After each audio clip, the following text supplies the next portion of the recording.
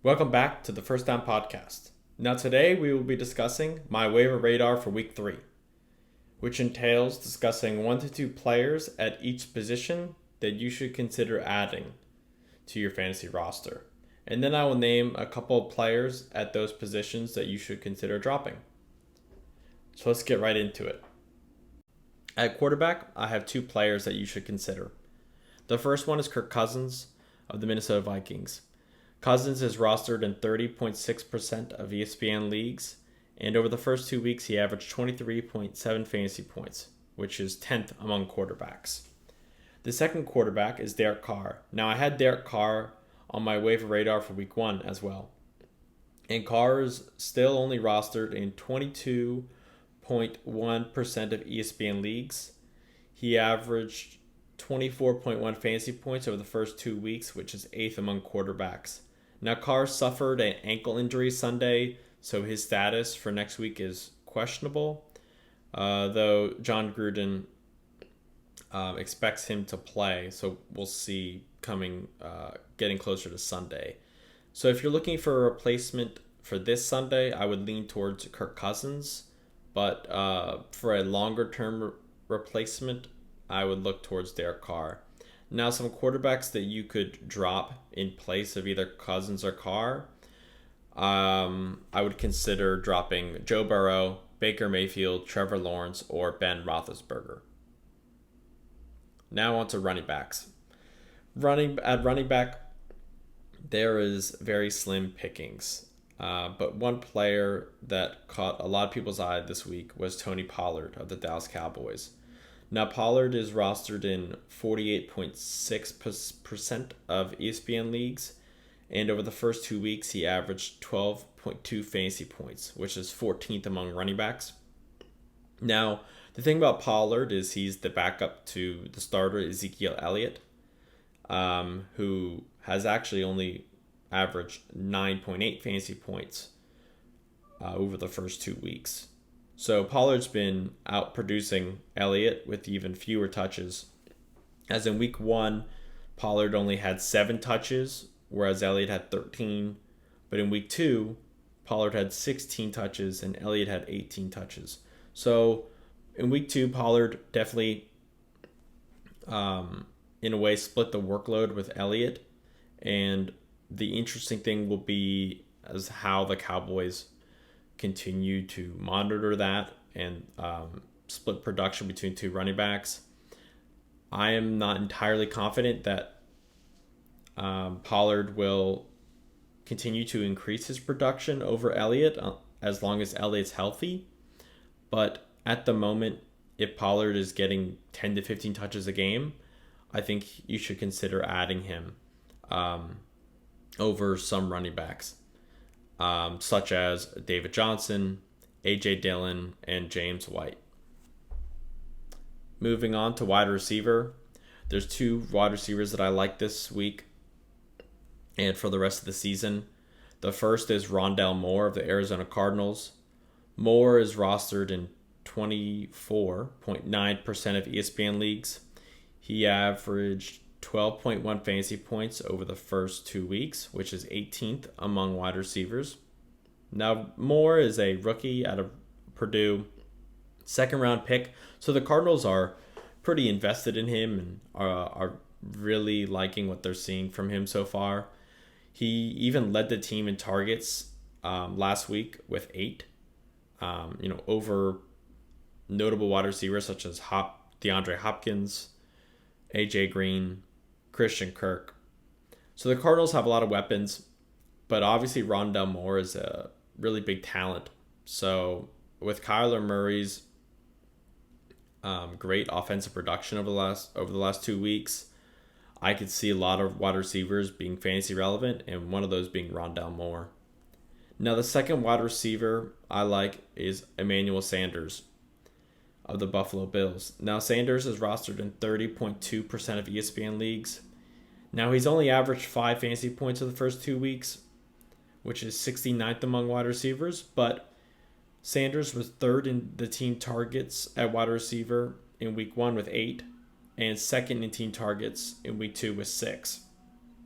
Now, the Buffalo Bills based on last year, are a pass-heavy offense, and I expect that to continue this season, even with an increased rushing attack the first 2 weeks. So with Sanders' high target rate over the first 2 games, I expect him to start to cash in, maybe get into the end zone, rack up some more yards, and be more fantasy relevant. Some wide receivers that you could consider dropping in place of those two are Mecole Hardman, Cole Beasley, and Darnell Mooney. Now to tight ends. Similar to running back, there are slim pickings at the tight end position as usual. But one tight end that I do like for the next couple of weeks is David Njoku of the Cleveland Browns. Now, Njoku is rostered in 6.9% of ESPN leagues. He averaged 4.7 fantasy points over the first 2 weeks, which is 14th among tight ends. Now, one of the Browns' star wide receiver, Jarvis Landry, suffered an injury this past week, and he may be possibly out for 2 to 3 weeks. And the thing about Landry is they use him a lot in the play action game, which is a big part of their offense. Being that they run the ball a lot, the play action game really keeps defenses on their toes. So with Jarvis being out the next couple of weeks, I could see David Njoku really taking over that role.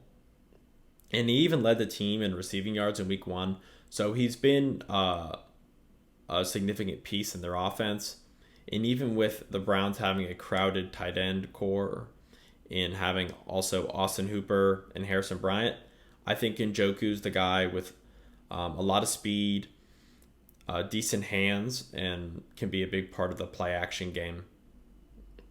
Some tight ends that I would consider dropping in place of David Njoku would be Evan Ingram, Hunter Henry, and Eric Ebron. Now at the kicker position, there are 2 kickers that I like. The first is Daniel Carlson. I mentioned him also last week on my week 1 waiver radar. Carlson is rostered in 21.6% of ESPN leagues.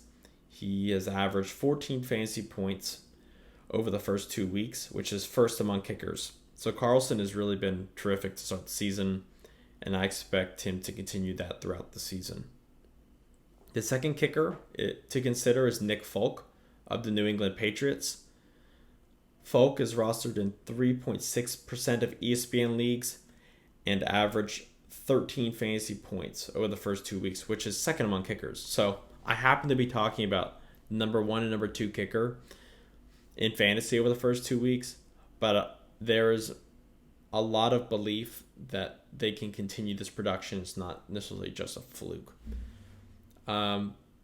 Basically because I can see both the Raiders and the Patriots having an efficient enough offense to drive the ball down the field, but they have both struggled to score touchdowns, which is really just what is gold for kickers in fantasy. So some kickers that you could consider dropping in place of those two are Jason Sanders, Jason Myers, and Josh Lambo. Now, lastly, defense. There are 2 defenses that I'm considering this week. One is the Panthers defense. Now, the Panthers are rostered in 16.5% of ESPN leagues, and they average 12.5 fantasy points over the first 2 weeks, which is first among defenses. Now, the Panthers have a favorable matchup against the Texans this week, so that's why I would consider them for this week. Now, the week after, their matchup is not as favorable, so this might be a short-term option. But if you're looking for an option maybe in 2 weeks, I would consider the Bears defense. Now, the Bears are rostered in 13.1% of ESPN leagues. They've averaged 10 fantasy points over the first 2 weeks, which is fourth among defenses. Now, they play the Browns in week 3. But the Browns, as I've talked about before, a little banged up on offense. So I don't expect them to put out a terrible performance. I expect something in the middle. But they play the Lions in week 4, which I think is a great opportunity for the Bears defense. So if you're looking ahead, maybe you can take a gamble on the Bears defense this week. They'd be a good pickup this week, and you'd have them ready to go for week 4.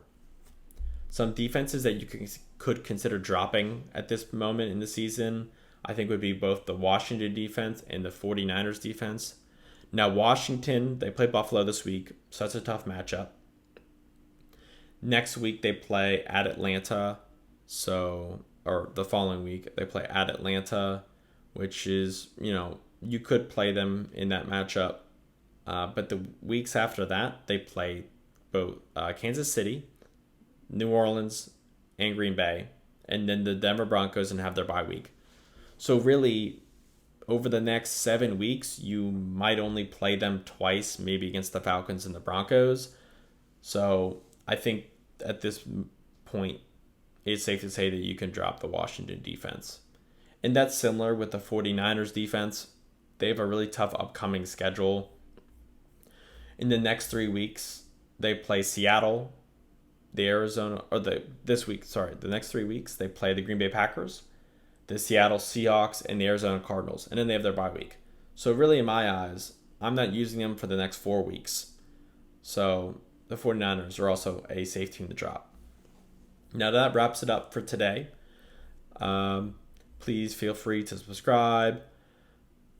Check out the podcast on Apple Podcasts, Spotify, and Google. Stay tuned for next week for week 4 of the Waiver Radar. Good luck in your fantasy matchups.